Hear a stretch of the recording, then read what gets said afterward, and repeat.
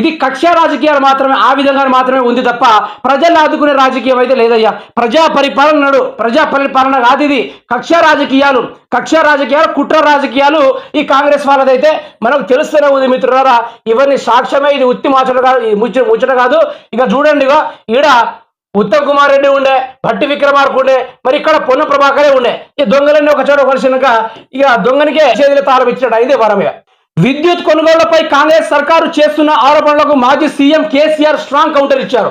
విచారణకు హాజరు కావాలంటూ కమిషన్ ఇచ్చిన నోటీసులపై తీవ్రంగా స్పందించారు. కమిషన్ తీరుపై తీవ్ర అభ్యంతరాలు వ్యక్తం చేశారు. రాష్ట్రంలో గతంలో విద్యుత్ పరిస్థితులు, ఇప్పుడున్న పరిస్థితులు, ఛత్తీస్గఢ్ నుంచి కొనుగోళ్లపై సవివరంగా కమిషన్కు లేఖ రాశారు. ప్రత్యేకంగా జస్టిస్ నరసింహారెడ్డి వ్యవహరిస్తున్న తీరుపై కేసీఆర్ తన లేఖలో పదే ఆగ్రహం వ్యక్తం చేశారు. ఆయన ఆ పదవి నుంచి తప్పుకోవాలని ఇక డిమాండ్ చేశారు.